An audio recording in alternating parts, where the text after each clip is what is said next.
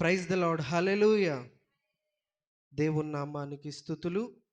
చక్కగా విజ్ఞాపన ప్రార్థన కూడికకి కూడుకొని వచ్చిన మీ అందరికీ, వీడియో వీక్షిస్తున్న మీకును యేసుక్రీస్తు వారి ప్రశస్తమైన నామంలో నా యొక్క ప్రత్యేకమైన వందనాలు తెలియపరుస్తున్నానండి. మీ అందరికి వందనాలు. మంచిది. నేను ఎప్పుడు ఒక మాట చెప్తాను, ఏంటంటే దేవుని మాటలు ఎంతో విలువైనవి కనుక వినున్నప్పుడు చాలా జాగ్రత్తగా, అశ్రద్ధతో కాక జాగ్రత్తగా దేవుని మాటలు వింటూ శ్రద్ధ కలిగి వాటిని మన హృదయాలలో భద్రపరుచుకున్న మాటలు మన యొక్క జీవితాలలో అవలంబించుకోవాల్సిందిగా దేవుని పేరిట నేను మీతో మనవి చేస్తా ఉన్నాను. ప్రైజ్ ద లార్డ్, హల్లెలూయా. ప్రియులారా, ఈ యొక్క క్రైస్తవ సమాజ పరిస్థితులలో చాలామంది ఎలా ఉన్నారంటే అవసరతల కొరకు దేవుణ్ణి వినియోగించుకుంటూ ఉన్నారండి. అలా అని అవసరతల కొరకు ప్రార్థిస్తూ దేవుని దగ్గరికి రాకూడదా అంటే అలా అనకూడదు, అలా అనరాదు. మనల్ని మనం పరిశీలన చేసుకుంటే అవసరతల కొరకు మాత్రమే, నేను మరీ స్ట్రెస్ చేసి చెప్తున్నాను, అవసరతల కొరకు మాత్రమే దేవుని దగ్గరికి వస్తూ అవి ప్రభు గొప్పగా చక్కపరిచిన తర్వాత దేవుణ్ణి నిర్లక్ష్యం చేసిన, అదే రీతిగా రెండు ముక్కలు ప్రార్థన చేయగానే దేవుణ్ణి ఎంతగానో దూషణకరంగా, దేవుడు నాకు ఈ కార్యాలు ఈ అవసరాలు తీర్చట్లేదు అనేసి ప్రభు సమాధానం ఇవ్వకుండా దూషణకరముగా, సమాధానం ఇవ్వట్లేదు అనేసి దూషణకరముగా మనము దేవుణ్ణి దూషించిన వారు దేవునికి ఎలా కనిపిస్తా ఉన్నారు అంటే భక్తిహీనులుగా కనిపిస్తా ఉన్నారు. దేవునికి స్తోత్రం, హల్లెలూయా. భక్తిహీనులుగా కనిపిస్తా ఉన్నారు. ఆ భక్తిహీనుల గురించి ప్రభు ఏమంటా ఉన్నారు అంటే, వాక్యము ద్వారా మనం పరిశీలన చేస్తే చూడండి, కీర్తనల గ్రంథము 1వ అధ్యాయము 4వ వాక్యాన్ని మనం చదువుకుందాం. దుష్టులు అలాగున ఉండక గాలి చెదరగొట్టు పొట్టువలే నుందురు. చాలండి. చదవబడిన వాక్యాన్ని బట్టి ప్రభు మనతో మాట్లాడలాగన ఒక చిన్న ప్రార్థన చేసుకుందాం. పరిశుద్ధుడా, ప్రేమ నమ్మకము కలిగిన మహా గొప్ప దేవా, నీ ఘనమైన నామమునకు లెక్కలేని వందనాలు, స్తుతులు, స్తోత్రాలు.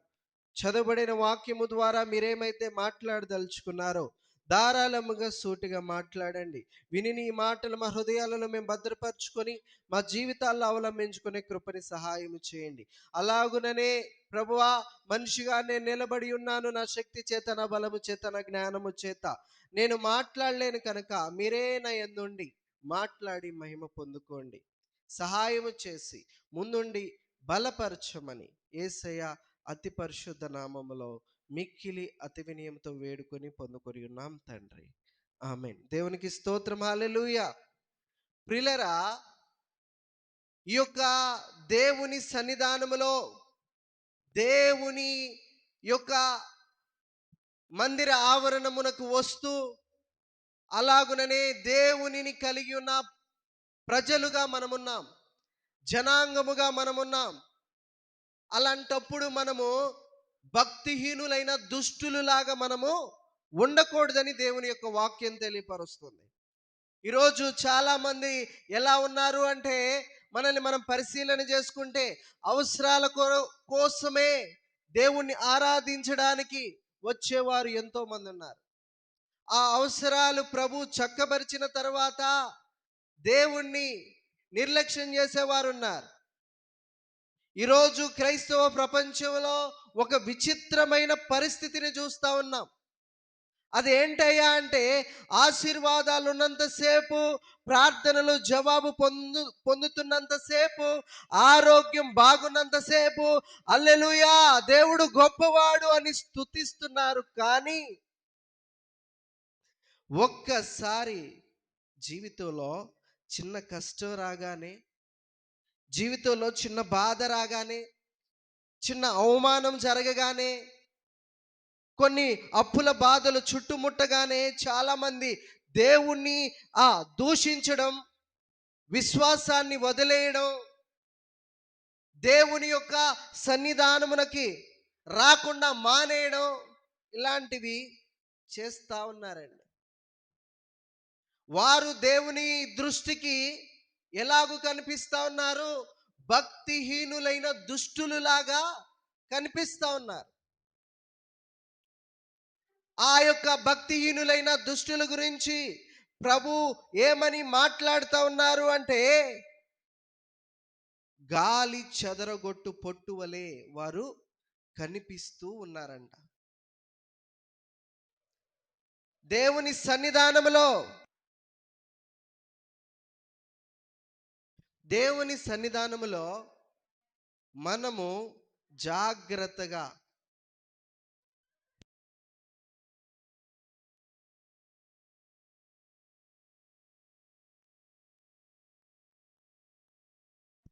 మనల్ని మనం పరిశీలన చేసుకుంటే, ప్రియులరా, భక్తిహీనుల వలె మనము ఉండకూడదు.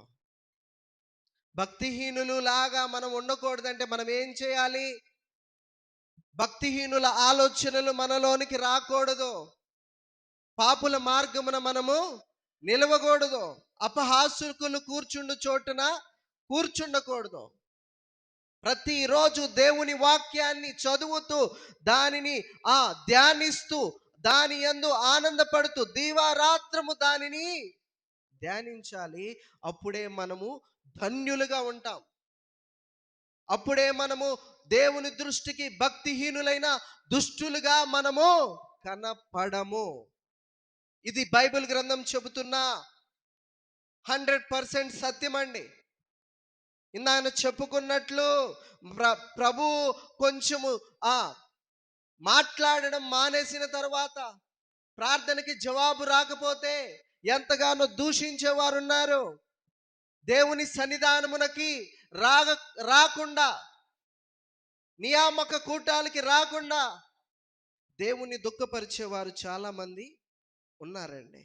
దేవుని వాక్యం ఇలాంటి వారిని పొట్టుతో పోలుస్తుంది. ఎలా పోలుస్తుంది? అలాంటి భక్తిహీనులైన దుష్టులని దేవుని వాక్యము పొట్టుతో పోలుస్తుంది. గాలొస్తే పొట్టు ఉంటుందండి? గాలొస్తే ఏమి నిలబడిద్ది? గింజ నిలబడిద్ది, కానీ పొట్టు నిలబడదు. భక్తిహీనులైన వారు దేవుని దగ్గరికి వస్తూ ఉన్నా కానీ, దుష్టులైన వారు దేవుని దగ్గరికి వస్తూ ఉన్నా కానీ వారి వల్ల ఏమీ లాభం లేదు. ఈరోజు ప్రియులరా, అలాంటి భక్తిహీనులైన దుష్టులని దేవుని వాక్యము పొట్టుతో పోలుస్తుంది. గాలి వస్తే పొట్టు ఎగిరిపోతుంది. దానికి బరువు ఉండదు, నిలకడుండదు, జీవము ఉండనే ఉండదు. పొట్టుకి బరువు ఉంటుందా? నిలకడ ఉంటుందా? జీవం ఉంటుందా? ఉండదు. కానీ దేవుడు మనల్ని అలాగున పొట్టు వలె కాకుండా గట్టి గింజలుగా చూడాలని ఆశపడతా ఉన్నాడు. చప్పట్లు కొట్టండి. పొట్టు వలె కాదు ప్రభు మనల్ని చూడాలని ఆశపడుతుంది. ప్రియ దైవ జనాంగమా, గట్టి గింజల వలె చూడాలని ఆశపడతా ఉన్నాడు. గట్టి గింజకు బరువు ఉంటుంది, గట్టి గింజకు జీవం ఉంటుంది. అది ఎంత పెద్ద గాలి వాన వచ్చినా కానీ నేలకేసి గట్టిగా నిలబడుతుంది. అలాగున ఎన్ని కష్టాలు వచ్చినా, ఎన్ని ఇబ్బందులు వచ్చినా, ఎన్ని వేదనలు వచ్చినా, ఎన్ని ఇరుకులైనా, ఎన్ని అవమానాలైనా మనము గట్టి గింజల వలె నేలకేసి గట్టిగా నిలబడాలి. అది దేవుడు కోరుకుంటున్న సత్యం. ప్రభు, ఇంతకాలము నీవు దేవుని దగ్గరికి వస్తున్నావు కదా, నీ భక్తి ఏ రీతిగా ఉంది అని ప్రశ్నిస్తా ఉన్నాడు. ప్రభు మాట్లాడుతూ ఉన్నాడు, నీ సమాధానం ఏమై ఉన్నది ఈ రాత్రికాల సమయమున?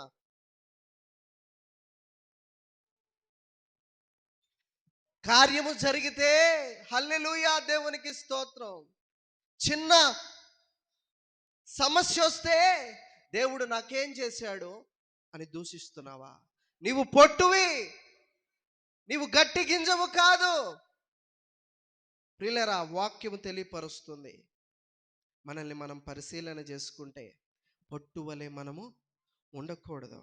ప్రియులారా, ఇలా పొట్టువలే మనం ఉంటే అంట మన పరిస్థితి ఏమవుతుందో తెలుసా? మత్తయి రాసిన సువార్తలో పొట్టు గురించి ప్రభు ఏమని తెలియపరుస్తూ, ప్రభువు ద్వారా వాక్యము అక్కడ ఏమి లిఖితమైందో చూడండి. మత్తయి రాసిన సువార్త 3వ అధ్యాయము 12వ వాక్యాన్ని మనం చదువుకుందాం. ఆయన చేతిలో ఉన్నది. ఆయన తన కళ్ళమును బాగుగా శుభ్రం చేసి గోధుమలను కొట్టులో పోసి ఆరని అగ్నితో పొట్టును కాల్చివేయునని వారితో చెప్పెను. దేవునికి స్తోత్రం, హల్లెలూయా. హల్లెలూయా. ఎక్కడుందంట? ఆయన చేతిలో ఉంది. ఆ చేట దేనికి సాదృశ్యం అంటే తీర్పుకి సాదృశ్యం.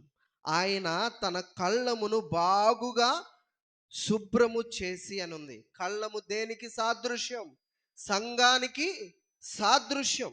మనల్ని మనం పరిశీలన చేసుకుంటే ఆ కళ్ళమును బాగుగా శుభ్రము చేసి గోధుమలను కొట్టులో పోసి ఆరని అగ్నితో పొట్టును కాల్చివేయునని వారితో చెప్పాను. దేవునికి స్తోత్రం, హల్లెలూయా. ప్రియులారా, వాక్యము ద్వారా ప్రభు గద్దిస్తా ఉన్నాడు. ఈరోజు దేవుని యొక్క జనాంగముగా ఉంటున్న నీవు భక్తిహీనుడుగా నీవు ఉంటే నీవు పొట్టువి. చిన్న సమస్య వస్తే తొలగిపోతే దేవునిలో నుంచి నీవు పొట్టువి. దేవుడు కార్యము జరిగించిన తర్వాత దేవుణ్ణి నిర్లక్ష్యము చేస్తే నీవు పొట్టువి. అలా పొట్టు వలె కాకుండా గట్టి గింజ వలె నీవు ఉండాలని ప్రభు ఆశిస్తా ఉన్నాడు. వస్తాడు ప్రభు, ఏ సమయానైనా రావచ్చు, ఏ క్షణానైనా రావచ్చు. నీ యొక్క పరిశుద్ధత అనే గట్టి గింజ పట్టుకొని నువ్వు నిలబడాలి. అదే రీతిగా పవిత్రత అనే గట్టి గింజలా నీవు నిలబడాలి. మనల్ని మనం పరిశీలన చేసుకుంటే ఆ గింజ పవిత్రమైనదిగా ఉంటే ప్రభు ఎక్కడ వేస్తాడు దాన్ని? గోధుమల కొట్టులో పోసి భద్రపరుస్తాడు. ఆ గోధుమ కొట్టు దేనికి సాదృశ్యం? దేవుని యొక్క రాజ్యానికి సాదృశ్యం. ఆయన శుభ్రము చేస్తా ఉన్నాడు. ఆయన శుభ్రము చేస్తా ఏ గింజలాగా నీవు ఉంటే నీవు కాపాడబడతావు. నీవు పొట్టువైతే నీవు కాల్చి వేయబడతావు. ఈరోజు నీ కుటుంబంలో పొట్టుని నీవు గింజగా మార్చుకోవాలి. నీ కుటుంబంలో పొట్టు వంటి మనుషుల్ని గింజలలాగా నీవు మార్చుకోవాలి. నీ కుటుంబంలో ఉన్న బిడ్డల్ని నీవు గింజలుగా మార్చుకోవాలి. అప్పుడే గోధుమల కొట్టు అనే దేవుని యొక్క రాజ్యములో మనము పవిత్రముగా, పరిశుద్ధముగా, ఆనందముతో, సంతోషముతో భద్రపరచబడతాం. లేకపోతే మన పరిస్థితి పొట్టు వలె కాల్చివేయబడుతుంది. There is no exception at all. ప్రభు మాట్లాడుతున్న మాట ఆయన చేతిలో ఉన్నది. ఆయన యొక్క శుభ్రము చేస్తా ఉన్నప్పుడు ఆ కళ్ళాన్ని బాగుగా చేసి గోధుమలనేమో కొట్టులో పోస్తాడు. ఆరని అగ్నిని మాత్రము ఆరని అగ్నితో ఆ పొట్టుని కాల్చి వేస్తాడు అని వాక్యం తెలియపరుస్తుంది. ఈరోజు మనల్ని మనం పరిశీలన చేసుకుంటే, ఈరోజు అవమానం వస్తే దేవుణ్ణి వదిలేస్తా, దేవుణ్ణి దూషిస్తా ఉన్నావా? కష్టాలు వస్తే దేవుణ్ణి వదిలేసి దేవుణ్ణి దూషిస్తా ఉన్నావా?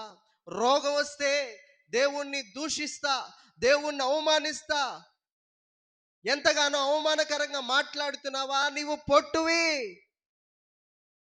నీవు గట్టి గింజవు కాదు.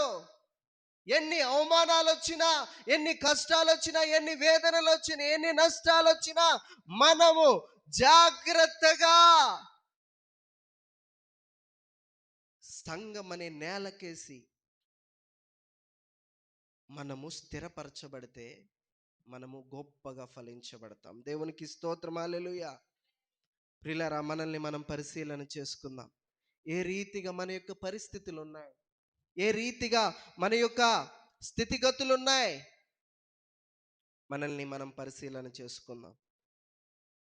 బైబిల్ గ్రంథములో ఒక వ్యక్తికి గొప్ప అవమానకరమైన పరిస్థితి వచ్చింది. చిన్నప్పటి నుంచి అవమానాలే ఆ వ్యక్తికి. చిన్నప్పటి నుంచి ఒక్కడే పెరిగాడు. కొంతకాలం తల్లిదండ్రులతో ఉన్నాడు. తర్వాత ఆ అన్నల చేత దూషింపబడి, అవమానకరంగా ఒక్కడే వెలివేయబడి, గుంటలో పడి, గుంట నుంచి అమ్మివేయబడి, ఎంతగానో అవమానకరమైన పరిస్థితి వచ్చింది. ఆ అవమానకరమైన పరిస్థితి వచ్చినప్పుడు ఆ వ్యక్తి దేవుణ్ణి దూషించలేదంట. ఆ వ్యక్తి దేవుణ్ణి అవమానపరచలేదట. ఎంతగానో దేవుణ్ణి గొప్పగా అంటి పెట్టుకొని ఉన్నాడంట. ఎన్ని కష్టాలు వచ్చినా, ఎన్ని నష్టాలు వచ్చినా, నా తండ్రి దేవుడు నాకున్నాడు, నాకు మార్గాన్ని చూపిస్తాడు అనేసి గొప్పగా తన విశ్వాసాన్ని కనబరిస్తే అతడు ఒక గింజలాగా, తర్వాత ఒక ఫలించడి కొమ్మలాగా ఆశీర్వదింపబడ్డాడండి. ఆ వ్యక్తి ఎవరు? యోసేపు. యోసేపు జీవితాన్ని చూడండి. ఆయన ఏ చిన్న తప్పైనా కానీ చేసినట్టు బైబిల్ గ్రంథంలో ఉందా? లేదు. ఒక్క చిన్న తప్పు కూడా చేసినట్టు లేదండి. ఆయనకి ఎన్ని కష్టాలు వచ్చినాయో తెలుసా? అప్పుడు దాకా సుకుమారంగా పెరిగాడు. చిన్న వయసులో తల్లిదండ్రుల కింద అనుకోకుండా పెద్ద శ్రమ వచ్చేసింది. అన్నలు అసూయపడ్డారు. అన్నలు అసూయ పెంచుకొని ఎప్పుడు వీడిని కాజేయాలా అనేసి ఎదురు చూస్తా, ఎప్పుడు వీడిని కుటుంబాన్ని నుంచి వెలివేయాలా అనేసి ఎదురు చూస్తా ఉంటే ఆ సమయం వాళ్ళకి రానే వచ్చింది. ఏం చేశారు? తీసుకెళ్ళి గుంటలో పడేశారు. చూడండి, ఆదికాండ గ్రంథము మనందరికీ తెలిసిన వ్యక్తే అయినప్పటికీ ప్రభు మనకి ఒక కొత్త రూపంలో ఈ వ్యక్తిని మనల్ని ఈ వ్యక్తిని ప్రభు మనకి పరిచయం చేస్తా ఉన్నాడు. ప్రియులారా, చూడండి, ఆదికాండ గ్రంథము 37:11 చదవండి. అతని సహోదరులు అతని యందు అసూయపడిరి. చాలండి. ఏం చేశారు? అతని సహోదరులు అతని మీద అసూయపడ్డారు. యోసేపు వలె మనకు కూడా కొన్ని పరిస్థితులు ఇలాగా వస్తూ ఉంటాయి. యోసేపు మనిషే, మనము కూడా మనుషులమే కాబట్టి మన సహోదరులు కూడా ఇలాగున అసూయపడే సందర్భాలు వస్తాయి. సొంత అన్నలే, సొంత తమ్ముళ్ళే వీళ్ళ కుటుంబం ఎప్పుడు నాశనం అవుతుందిరా అని చూసే ఆ యొక్క సమయం ఉంటుందండి, పరిస్థితి ఉంటుంది. నాకు తెలుసు. సొంత అక్కలే, సొంత చెల్లెళ్ళే వీళ్ళ కుటుంబం ఎప్పుడు నేలకి దిగజారిపోతుందా అని ఎదురు చూసే పరిస్థితులు ఉంటాయి. నాకు తెలుసు. ఇరుగు పొరుగు వారే ఎక్కడా వీళ్ళు ఎంత చూసినా ఇంకా అంతకంతకు అభివృద్ధి చెందుతానే ఉన్నారుగా. వీళ్ళు ఎప్పుడు పడిపోతారు, వీళ్ళ బిడ్డలు ఎప్పుడు పడిపోతారు, అవమానకరంగా ఎప్పుడు వీళ్ళు చిక్కుతారా అని ఎదురు చూసే సందర్భాలు ఉంటాయి. ప్రియులరా, అక్కడ వాక్యం ఏమని తెలియపరిచింది? యోసేపు ఆ యోసేపును బట్టి వాళ్ళ అన్నులు ఏం ఏం చేశారంట అక్కడ? అసూయపడిరి. అతని సహోదరులు అతని యందు అసూయ అసూయపడిరి. అక్కడి నుంచి స్టార్ట్ అయింది యోసేపుకి అవమానం, అవమానకరమైన పరిస్థితి. అసూయపడ్డారు. ఆయన ఏ తప్పు చేయలేదండి, ఒక్క తప్పు కూడా. తండ్రికి విరోధంగా మాట్లాడలేదు, అన్నలకి విరోధంగా మాట్లాడలేదు, ప్రాముఖ్యంగా దేవునికి విరోధంగా మాట్లాడలేదు. దేవుని భయమే కలిగి ఉన్నాడు. కానీ సొంత అన్నలే ఆయననేం చేశారు? ఏం చేశారండి? గుంటలో పడేసి ఎప్పుడు ఇన్ని కుటుంబం అసలు చంపేయాలని ఆలోచన చేశారు. ఆ వాక్యం ఉంటుంది చూడండి, 20వ వాక్యాన్ని చదవండి, 37-20. వీన్ని చంపి ఇక్కడనున్న ఒక గుంటలో పారవేసి వీన్ని చంపి ఇక్కడనున్న ఒక గుంటలలో పారవేసి దుష్టమృగము వీని తినివేసనని దుష్ట మృగం వీన్ని తినివేసినని చెప్పుదము. ఏమని ప్లాన్ చేస్తున్నారు అక్కడ? చంపేయాలని ప్లాన్ చేస్తున్నారు. యోసేపు జీవితము వలె మన జీవితాలు కూడా అలా పరిస్థితులు ఉంటాయి. మనల్ని చంపేయాలని కూడా ఆలోచన చేస్తూ ఉంటారు. ఏం వార్తల్లో చూడట్లేదా? నేను హైదరాబాద్లో 2025 లాస్ట్ ఇయర్ ఇదే సమయం అనుకుంటా, అక్కడ నేను వర్క్ చేస్తున్నాను. మా ఫ్రెండ్ జీడిమెట్ల ఆ ప్రదేశం నుంచి వస్తాడు ఆఫీస్కి. మా ఆఫీస్ హైటెక్ సిటీలో. ఆ రోజు చాలా లేట్గా వచ్చాడు. ఏంటి లేట్గా వచ్చావని నేను అడిగితే, ఒక 10th క్లాస్ చదివే అమ్మాయి, జాగ్రత్తగా మీరు గమనించండి, అతను చెప్పిన ఎందుకు లేట్ అయిందంటే, మా ఇంటి పక్కన ఒక విషయం జరిగింది. ఒక 10th క్లాస్ చదివే అమ్మాయి వేరే ఒక అబ్బాయితో రిలేషన్ పెట్టుకొని ఇన్స్టాగ్రామ్లో చాట్ చేస్తూ ఉంటే తన తల్లి చూసిందంట. తన తల్లి చూస్తే, అమ్మా ఇది తప్పు అని మందలించిందంట. మందలిస్తే ఆమె ఊరుకోవాలిగా కూతురు. ఏం చేసిందంటే, ఆ అబ్బాయికి ఫోన్ చేసి, ఇలా తల్లి నన్ను ఇబ్బంది పెడుతుంది అనేసి ఏం మాట్లాడిందో తెలుసా? నాకు ఆ యొక్క వార్త పబ్లిక్గా తెలిసిందే అందరికి, తర్వాత బయటపడింది. ఆ మాట తను నాకు చెప్తా ఉంటే, మా ఫ్రెండ్, ఆ కూతురు ఆ వ్యక్తితో చెప్పిన మాట ఆ ఫ్రెండ్ నాతో చెప్తా ఉంటే నాకు గజ గజ వణికేసింది కాళ్ళు. ఇలా ఉందా పరిస్థితి అని. ఏమని మాట్లాడుతూ ఉందంటే ఆ వ్యక్తితో, ఇలా అడ్డగిస్తా ఉంది నా తల్లి, నువ్వు రా పూజ సమయంలో, దేవునికి ప్రార్థన చేసే సమయంలో ఆమె కళ్ళు మూసుకునిద్ది, కళ్ళు మూసుకునే సమయానికి నువ్వు ఖచ్చితంగా ఇక్కడికి వస్తే ఆమెను చంపేయొచ్చు అని ఐడియా ఇచ్చిందంట. ఎంత ఎంతగా దిగజారిపోయింది. ఎవరో కాదు, ఇంటిలో ఉన్న వాళ్ళే ప్రార్థన చేసుకుంటా వాళ్ళ దేవుళ్ళకి మొక్కుతా ఉన్నప్పుడు వెనక నుంచి ఒక ముసుగేసుకొని లాగి ఆ తల్లిని చంపేశారు.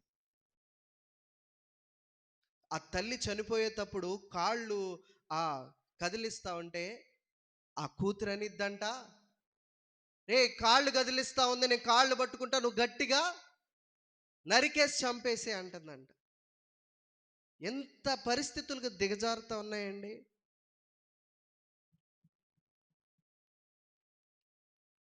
వయసు ఎంత ఉంటుంది? 10th క్లాస్ అంటే ఏ క్లాస్? 10th క్లాస్ చదువుతుంది, వయసు ఎంత ఉంటుందండి?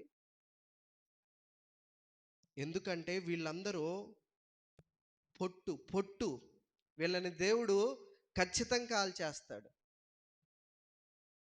ప్రియులారా, మనల్ని మనం పరిశీలన చేసుకోవాలి. యోసేపు అన్నలు వీన్ని చంపి ఇక్కడున్న ఒక గుంటలో బారేస్తే ఎవడి దిక్కు వెళ్ళేసి మృగాలు తిన్నాయని చెబుతాం తండ్రికి అనేసి ప్లాన్ వేసుకున్నారట. ప్రియులారా, గమనించండి,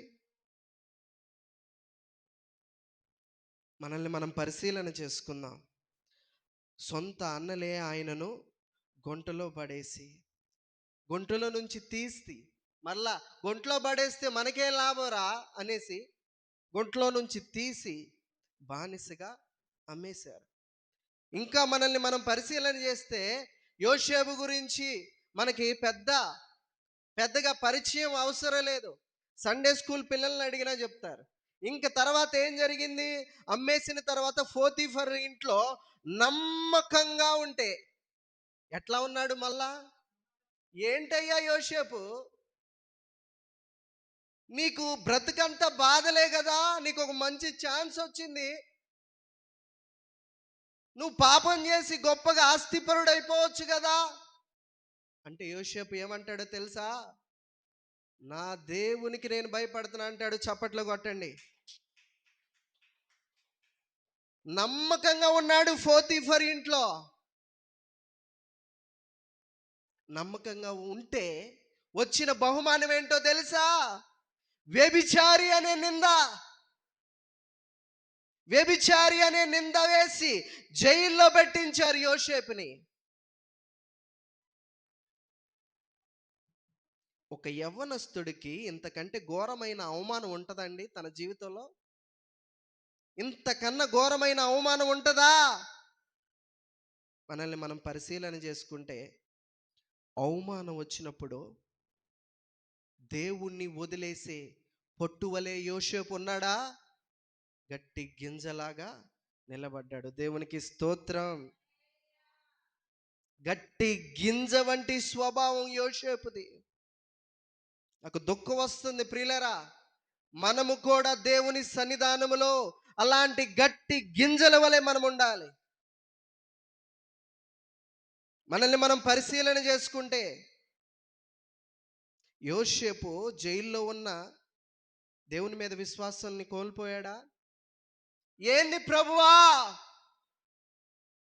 సరే చేస్తే చేశావు, నా సహోదరుల నుంచి వేరు చేశావు, అమ్మేసుకున్నారు, అసూయపడ్డారు, నన్ను ఈ రీతిగా వాళ్ళు వెలివేసిన కాస్త మంచి పరిస్థితి నాకు వచ్చింది అని నేను కాస్త నెమ్మదిలో నేను ఉంటే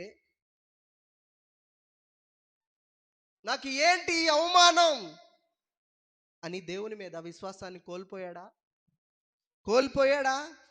కోల్పోలేదండి. ఆ అవమానపు జీవితంలోనే సమర్పణ కలిగి జీవించాడు. దేవునికి స్తోత్రం. హల్లెలూయా. ఎవరైనా ఉన్నారా? అలాగున అవమానాలు వచ్చినా, కష్టాలు వచ్చినా, వేదనలు వచ్చినా, ఇబ్బందులు ఎదురైనా, నష్టాలు వచ్చినా దేవుణ్ణి నేను వదలను, దేవుడే నాకు దిక్కు, ఆయనే మార్గం చూపిస్తాడు, తాత్కాలికంగా ఇవి నాకు వచ్చిన దేవుడు నాకు గొప్ప అభివృద్ధినిస్తాడు అని నమ్మకం కలిగి ఉన్నవారు ఎవరైనా ఉన్నారా? ఒకవేళ ఉంటే మీరు పొట్టు వంటి స్వభావం కలిగి లేరు, మీరు గట్టి గింజలే. గట్టి గింజ వంటి స్వభావాన్ని యోసేపు కనబరిచాడండి. యోసేపు కనబరిస్తే వచ్చిన ప్రతిఫలం ఏంటి? దేవుడు కాలం వచ్చినప్పుడు యోసేపుని గొప్పగా దీవించాడా లేదా దేవుడు? ఏ ఐగుప్తికి బానిసగా వచ్చి అమ్మబడ్డాడో అక్కడ దేవుడు యోసేపుని తలగా నియమించాడు, తోకగా ఉంచాడా? ప్రియులారా, మనల్ని మనం పరిశీలన చేసుకుందాం.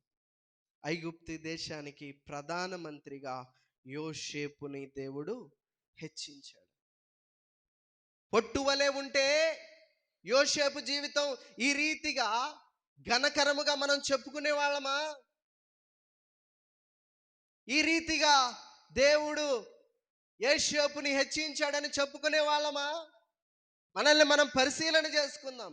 నీకొచ్చిన శ్రమ, నీకొచ్చిన నష్టం, నీకొచ్చిన అనారోగ్యం నీ యొక్క నామ ఆ యొక్క పరిస్థితులు విస్తరింపబడి గొప్పగా ఆశీర్వదింపబడి దేవుని యొక్క మహిమ కొరకే ఈ శ్రమలు వస్తున్నాయని మనం నమ్మాలి. ప్రియులారా, మనల్ని మనం పరిశీలన చేసుకుందాం.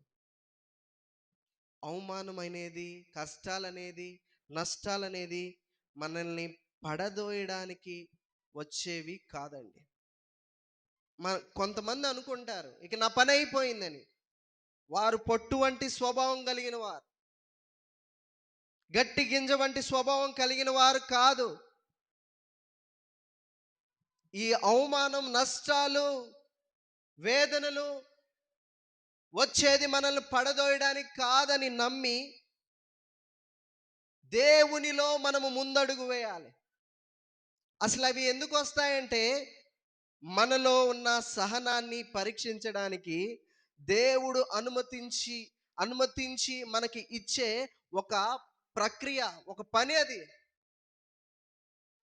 మనల్ని మనం పరిశీలన చేసుకుంటే అవమానం రాగానే దేవుని దూషించేవారు, నష్టం రాగానే దేవుని దూషించేవారు పొట్టు వంటి స్వభావం కలిగిన వారు. దేవుని వైపు చూసి మౌనంగా ఉండేవారు గట్టి గింజలు. భక్తుడైన దావీదు గారు ఒక మాట అంటాడు, నాకు చాలా ఇష్టమైన మాట. నా ప్రాణము దేవుణ్ణి నమ్ముకొని మౌనముగా ఉన్నదే అంటారు. మౌనముగా ఉండాలి. దేవుని యొక్క క్రియకై మనం ఎదురు చూడాలి. దేవుని యొక్క ఆశీర్వాదానికై ఎదురు చూడాలి. దేవుని యొక్క ఆశీర్వాదము దీవెనకరముగా మారడానికి మనం ఎదురు చూడాలండి. మనల్ని మనం పరిశీలన చేస్తే ఇంకా బైబిల్ గ్రంథంలో ఈ రోజుల్లో ఇంకా రోగాలు వస్తే ప్రార్థన మానేసి దేవుణ్ణి వదిలేసే వాళ్ళు చాలామంది ఉన్నారు. అవునా కాదా? బైబిల్ గ్రంథంలో ఒక వ్యక్తికి గొప్ప రోగం వచ్చింది. అప్పుడు దాకా గొప్ప స్థితిమంతుడుగా ఉన్నాడు. ఆస్తి ఉంది, ఆరోగ్యం ఉంది, బిడ్డలున్నారు, పశువులున్నాయి,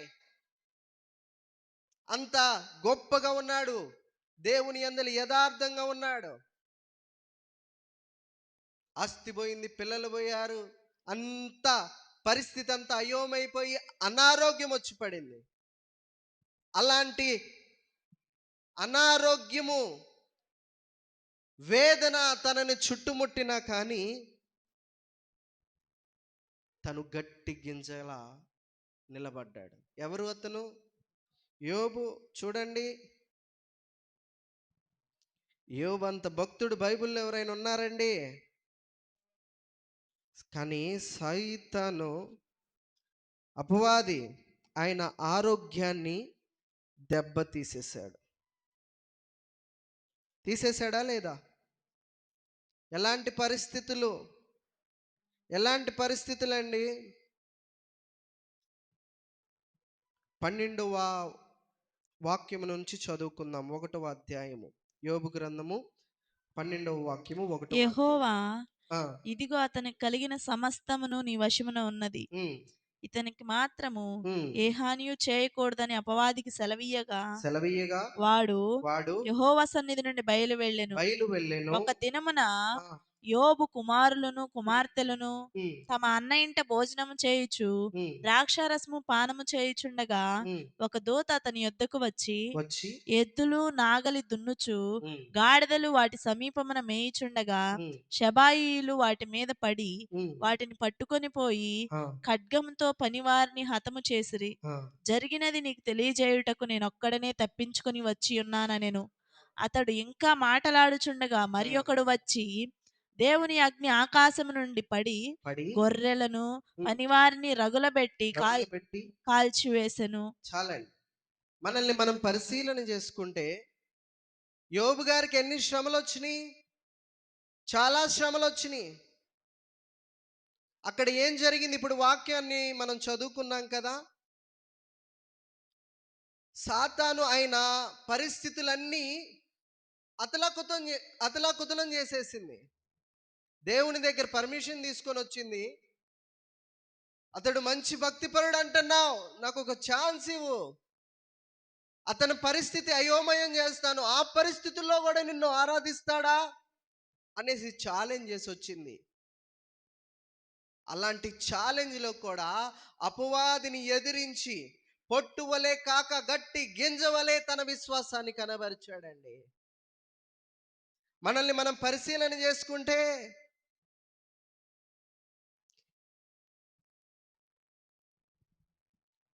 ఏంటి యోబుకి ఉన్న ఆ యొక్క పరిస్థితి అంతా ఇబ్బందికరంగా మారిన అయోమయమైన పరిస్థితి. కుటుంబము చెదిరిపోయింది, ఆస్తి పోయింది, పశువులు పోయాయి. ఇంకా పరిశీలన చేస్తే అతనికి కూడా అనారోగ్యం వచ్చేసింది. అరికాలు నుండి నడినెత్తి వరకు కురుపులు పుట్టాయి. ఆ కురుపులు పుట్టాయి. ఆ బాధ ఎంత ఘోరమంటే పెంకుతో గోక్కునే పరిస్థితి. గోరులు చాలట్లేదు, వేళ్ళు చాలట్లేదు. చెల్ల పెంకు తీసుకొని ఆ కుండ పెంకుతో గోక్కునే పరిస్థితి. సొంత భార్యే వచ్చి అంటుంది, ఏమంటుంది? 2వ అధ్యాయము 9వ వాక్యం నుంచి చదవండి. అతని భార్య వచ్చి నీవు ఇంకను యథార్థతను వదలకయుందువా దేవుణ్ణి దూషించి మరణము కమ్మనెను. ఏమంటుంది? దేవుని దూషించి. 7వ వాక్యాన్ని మనం పరిశీలన చేస్తే, కాబట్టి అపవాది యెహోవా సన్నిధి నుండి బయలు వెళ్ళి అరికాలు మొదలుకొని నడినెత్తి వరకు బాధ గల కురుపులతో యోబును మొత్తెను. అనారోగ్య పరిస్థితి, రోగముతో అరికాలు మొదలుకొని నడినెత్తి వరకు ఇబ్బందికరము. అలాంటి పరిస్థితుల్లో కూడా దేవుణ్ణి ఆరాధిస్తున్నాడట. అలాంటి పరిస్థితుల్లో కూడా దేవుణ్ణి ఆరాధిస్తూ ఉంటే ఆమె అంటుంది, నీవు ఇంకా నీ యథార్థతను వదలకుందువా, దేవుణ్ణి దూషించి మరణము కమ్ము అంది. యోబుది పొట్టు వంటి స్వభావం అయితే ఏం చేసేవాడు యోబు? భార్య మాట విని దేవుణ్ణి దూషించి విశ్వాసం వదిలేసేవాడా కాదా? ప్రియులారా, కొన్ని విషయాలలో కుటుంబ యజమానులు మాటలు వినాలి, కొన్ని విషయాలలో కుటుంబ యజమానురాలు మాటలు వినాలి, కొన్ని విషయాలలో ఎవరి మాట వినకూడదు. ఎప్పుడు ఎవరి మాట వినకూడదు? యోబు కనపరిచాడు చూడండి. ఇలాంటి పరిస్థితుల్లో ఎవరి మాట వినకూడదు. అక్క, దేవుని సన్నిధానానికి వెళ్తున్నావు కదా, నీ భర్త మారలేదే, నీ బిడలేంటి ఇలా, నీ బిడలే ఏంటి అలా, నీ కుటుంబాలకే అనారోగ్యాలు అనేసి యోబు భార్య వలె మనల్ని దూషిస్తారు. అప్పుడు పొట్టు వలె మనము మారకూడదు. పొట్టు వంటి స్వభావాన్ని మనము కనబరచకూడదు. యోబుది పొట్టు వంటి స్వభావం అయితే భార్య మాట వినేవాడా? వినేవాడు. ఈరోజు ప్రియులరా, ఎవరెవరో మాటలు విని దేవునికి దూరం అయిపోతా ఉన్నావా? యోబుని చూసి, యోబు పరిస్థితిని చూసి ధైర్యము తెచ్చుకో. యోబు పొట్టు వలె మిగిలిపోలేదు, గట్టి గింజల విశ్వాసాన్ని కనబరిచాడు. ప్రియులరా, మనల్ని మనం పరిశీలన చేసుకుందాం.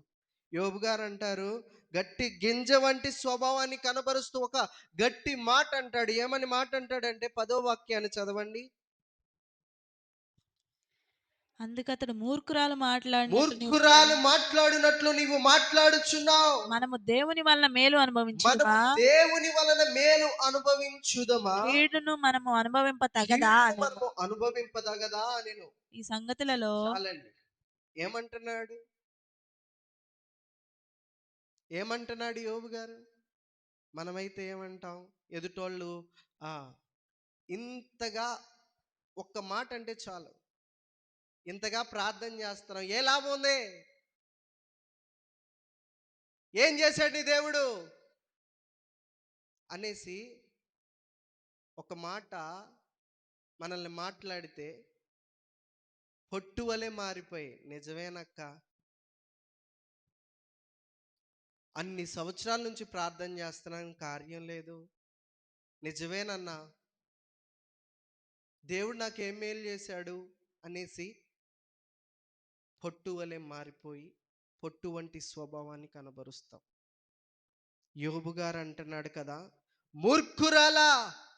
మూర్ఖురాలు మాట్లాడినట్లు నీవు మాట్లాడదు. ఛాన్స్ ఇవ్వట్లేదు యోబు గారు. ఆయన మంచి చేసినప్పుడు నువ్వు గట్టిగా మెక్కావు, మంచి చేసినప్పుడు మంచి వస్త్రాలు ధరించుకున్నావు, మంచి చేసినప్పుడు ఇష్టానుసారమైన విందులు చేసుకున్నావు, మంచి చేసుకున్నప్పుడు గొప్పగా మాట్లాడుకున్నావు. మంచి చేసుకున్నప్పుడే దేవుడా, మంచి చేసినప్పుడే దేవుడా, మంచి చేసినప్పుడే ఆయనను స్తుతించాలా అని ఏమంటున్నాడు? కీడు కూడా మనం అనుభవించాలమ్మా అంటున్నాడండి. ప్రియులారా, మనల్ని మనం పరిశీలన చేసుకుందాం. అలాంటి గట్టి స్వభావాన్ని యోబు గారు కనబరిచారు. ప్రతిఫలం ఏమైంది? దేవుడు యోబుకు అంతకు ముందు ఉన్న దానికంటే రెండంతల ఆశీర్వాదాన్ని, సంపూర్ణమైన ఆరోగ్యాన్ని ప్రసాదించలేదా? ప్రసాదించాడు. మన యోబు గారి నుంచి నేర్చుకోవాల్సిన ఆత్మీయ పాఠం ఏంటంటే, ఆరోగ్యం ఉన్నప్పుడు మాత్రమే దేవుణ్ణి ప్రేమించడం, వ్యాపారం బాగున్నప్పుడే దేవుణ్ణి ప్రేమించడం, రోగం లేకుండా ఆరోగ్యంగా ఉన్నప్పుడే దేవుణ్ణి ప్రేమించడం, మిగతా సమయాల్లో దేవుడు కొంచెం కష్టం మన జీవితాల్లో అనుమతిస్తే దేవుణ్ణి దూషించడం అనేది మనం నేర్చుకోకూడదు. ప్రతి సమయాలలో నిలకడగా ఉండాలి. రోగం వచ్చినా కూడా, వ్యాపారం బాగున్నా బాగోకపోయినా, చేతి పని దేవుడు దీవించినా దీవించకపోయినా, ఎలాంటి పరిస్థితుల్లో కూడా, ఎలాంటి ఇబ్బందులైనా కూడా దేవుని హస్తాన్ని నమ్మడం నిజమైన సమర్పణ. గట్టిగా చప్పట్లు కొట్టండి. అది సమర్పణ, అది గట్టి గింజ స్వభావం. ప్రియులారా, మనల్ని మనం పరిశీలన చేసుకుందాం. అవమానం వచ్చినప్పుడు యోసేపు దేవుణ్ణి దూషించలేదు, గట్టి గింజ లాంటి స్వభావాన్ని కనబరిచాడు. రోగం వచ్చిన పరిస్థితులు అయోమయమైపోయిన యోబు దేవుణ్ణి స్తుతించాడు, దూషించలేదు. పొట్టు వంటి స్వభావాన్ని కనబరచలేదు, గట్టి గింజ వంటి స్వభావాన్ని కనబరిచాడు. ఈరోజు భక్తుల జీవితాల ఆధారముగా దేవుడు నిన్ను ప్రశ్నిస్తున్నాడు. నీవు పొట్టువా గింజవా? నీ ఆత్మకి నీవే పరిశీలన చేసుకో. నీవు పొట్టువైతే ఏదో నామకార్థ భక్తి చేస్తావు. నీవు పొట్టువైతే దేవుణ్ణి హీనకరముగా దిగజారిన పరిస్థితుల్లో పడేసి నీ ఇష్టాన్ని నీవు నెరవేర్చుకుంటావు. నీవు గట్టి గింజవైతే ఎలాంటి పరిస్థితుల్లోనైనా కానీ దేవుణ్ణి నమ్మేవారిగానే నీవు ఉంటావు. మనల్ని మనం పరిశీలన చేసుకుందాం. ఏ రీతి అయిన పరిస్థితులలో మన యొక్క విశ్వాసపు జీవితం కొనసాగుతుంది?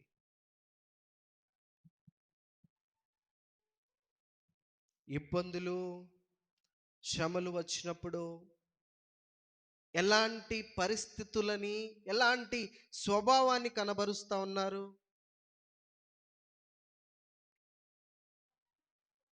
మనల్ని మనం పరిశీలన చేసుకుందాం. యోబు గారు ఎలాంటి పరిస్థితుల్లో అయినా కానీ దేవుణ్ణి నమ్మాడండి. దేవుని యొక్క హస్తం వైపే చూశాడు. మనము కూడా ఆయన హస్తం వైపే చూడాలి. కరువు ఆటంకాల సమస్యలలో కూడా దేవుణ్ణే అంటిపెట్టుకోవాలి. అంటారు అందరూ, ₹1 వస్తుందా దేవుని దగ్గరికి వెళ్తున్నావు? ఏదైనా లాభం వచ్చే పనులు చేసుకోవచ్చుగా, ఎందుకు ప్రార్థన ప్రార్థన అని సమయాన్ని వ్యర్థం చేసుకుంటావు అనేసి అందరూ అంటారండి. ఆ మాటలు మనము పట్టించుకోకూడదు. అలాంటివి మనశ్శాంతి లేకుండా చేస్తాయి అలాంటి మాటలు. ఆ యొక్క మనశ్శాంతి లేమిలో కూడా మనము దేవుని వైపుకు తిరిగితే దేవుడే గొప్పగా ఆశీర్వదించి గొప్పగా ఉన్నతమైన స్థలముల మీద నిలబెడతాడు. ఇప్పుడున్న పరిస్థితులు కొంత ఇబ్బందికరంగా ఉండొచ్చు, కానీ ముందు ఆశీర్వాదం దాచిపెట్టుంది మన కోసం. ముందు దీవెనకరమైన పరిస్థితులు, ఎత్తైన కొండ మీదకి ఎక్కించబోతున్నాడు ప్రభువు. ఎవరు నిన్ను టచ్ చేయలేరు. ఆ స్థలములో నీ కుటుంబాన్ని ఎవరు టచ్ చేయలేరు. నీ బిడ్డల్ని ఎవరు టచ్ చేయలేరు. నీకు ఇప్పుడు అవమానమా? పడు. నీకు ఇప్పుడు వేదన? పడు. ఇప్పుడు నష్టమా? పడు, అనుభవించు. అప్పులా? అనుభవించు. రోగమా? అనుభవించు. పొట్టు వలె దేవుణ్ణి దూషించొద్దు. గట్టి గింజ వలె అంటి పెట్టుకొని ఉండు. దేవుడు గొప్పగా నిన్ను ఆశీర్వదింపబోతా ఉన్నాడు. చప్పట్లు కొట్టండి.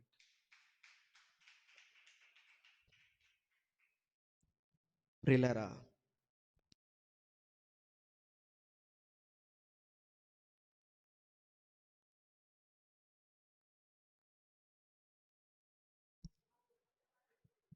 దైవ జనాంగమా, ఈ యొక్క ప్రసంగంలో మనం నేర్చుకున్న సత్యం ఒక్కటే. ప్రభు నేర్పిస్తున్న సత్యం ఒక్కటే. మనం ఊరికే ఎగిరిపోయే పొట్టు వలె ఉండటానికి ప్రభు మనల్ని పిలవలేదు.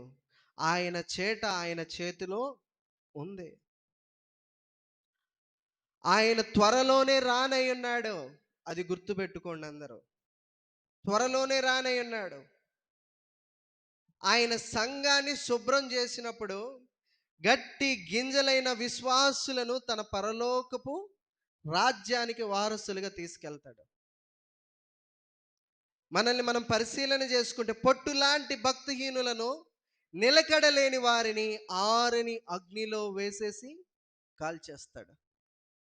ఇది బైబిల్ నేర్పిస్తున్న సత్యం. వాక్యం తెలియపరుస్తుంది. అవమానం వస్తే దేవుణ్ణి వదిలేస్తున్నావా? నీవు పొట్టువి. రోగం వస్తే ప్రార్థన మానేస్తున్నావా? నీవు పొట్టువి. అప్పుల సమస్యలు రాగానే దేవుణ్ణి అవమానకరంగా మాట్లాడుతున్నావా? నీవు పొట్టువి. ఇలాంటి పరిస్థితుల్లో మనము ఉంటే ప్రభు మన కోసమే ఇప్పుడైనా మేల్కొని గట్టి గింజల లాంటి స్వభావాన్ని కనబరుస్తాడు. నా బిడ్డలు గట్టి గింజల వంటి స్వభావాన్ని కనబరుస్తారు అనేసి ప్రభు మాట్లాడుతూ ఉన్నాడు. ఈరోజే పశ్చాత్తాపడదాం. ప్రభువా, నన్ను గట్టి గింజలా మార్చయ్యా. యోసేపులా, యోబులా ఎన్ని కష్టాలు వచ్చినా, మరణానికి దగ్గరమయ్యే పరిస్థితి వచ్చినా, నిన్నే నమ్ముకొని వెంబడించే సమర్పణ నాకు దయచేయి ప్రభువా అని తీర్మానం తీసుకుందాం. కొద్ది మాటలు ప్రభు మన యొక్క వినికిడిలో దీవించి ఫలింప చేయనుగాక. కళ్ళు మూసుకున్నట్లయితే ప్రార్థన చేసుకుందాం. పరిశుద్ధుడా, ప్రేమ నమ్మకము కలిగిన మహా గొప్ప దేవ, అందరము మోకరిద్దాం. నీ ఘనమైన నామమునకు లెక్కలేని వందనాలు, స్తోత్రాలు. దుష్టులు గాలికి ఎగిరిపోయే పొట్టు వలె ఉన్నారని నీ వాక్యం తెలియపరుస్తుంది. అయ్యా, నీ దగ్గరికి వస్తా ఉన్నా కానీ భక్తిని మేము కనబరచలేక, చంచలమైన మనస్సుతో ఎగిరిపోయే పట్టు వంటి ఆలోచనలు కలిగి, పట్టు వంటి స్వభావాన్ని, ఆ పొట్టు వంటి స్వభావాన్ని మేము కలిగి ఉన్నామయ్యా. అందుకని మీరు మాతో మాట్లాడారు. గట్టి గింజ లాంటి స్వభావాన్ని మాకు దయచేయి. గట్టి గింజ లాంటి సమర్పణ కలిగి నేను ఉండే, నీ సన్నిధిని అంటిపెట్టుకొని ఉండే గొప్ప విధానాన్ని, పరిస్థితిని నాకు దయచేయి ప్రభువా. ప్రభువా, యోసేపుకి ఎన్నో సమస్యలు వచ్చాయి. అసూయపడ్డారు, చంపేయాలని చూశారు అయ్యా. అదే రీతిగా అవమానం వచ్చింది, వ్యభిచారి అని ముద్రేశారు. ఒక్క మాట కూడా ఎదురు మాట్లాడలేదు కదా, నిన్ను దూషించలేదు కదా, నమ్మకంగా ఉన్నాడు కదా. అలాంటి నమ్మకాన్ని నాకు దయచేయి ప్రభువా. గట్టి గింజ వంటి స్వభావాన్ని నాకు దయచేయి. చంచలమైన మనస్సుని నా నుంచి తీసివేయి. యోబు అంటున్నాడు కదా, మూర్ఖురాలు మాట్లాడినట్టు మాట్లాడొద్దు అని. నాయనా ప్రభువా, అయ్యా నిన్నే స్తుతిస్తా ఉన్నాడు కదా, అలాంటి స్వభావాన్ని నాకు దయచేయి, సహాయం చేయనైనా. మీరు మమ్మల్ని గొప్పగా దీవించండి ప్రభువా, ఆశీర్వదించండి. సంఘ సరిహద్దుల విషయాల పరచండి అయ్యా. వీడియో వీక్షిస్తున్న ప్రతి ఒక్కరిని మీరు దీవించండి. ఒకవేళ ఇప్పుడునైనా ఈ యొక్క పరిస్థితులలో వారి జీవితం అతలాకుతలంగా, అయోమయంగా ఉండొచ్చు. ఈ యొక్క అయోమయమైన జీవితంలోనే గొప్పగా విశ్వాసాన్ని కనబరిచే బిడ్డలుగా వారిని దీవించండి. తర్వాత ప్రతిఫలముగా గొప్ప ఆశీర్వాదాన్ని వారికి దయచేయండి, సహాయం చేయమని యేసయ్య అతి పరిశుద్ధ నామములో మిక్కిలి అతి వినయంతో వేడుకొని పొందుకొని ఉన్నాం తండ్రి. ఆమేన్, ఆమేన్, ఆమేన్. మీ అందరికీ వందనాలండి.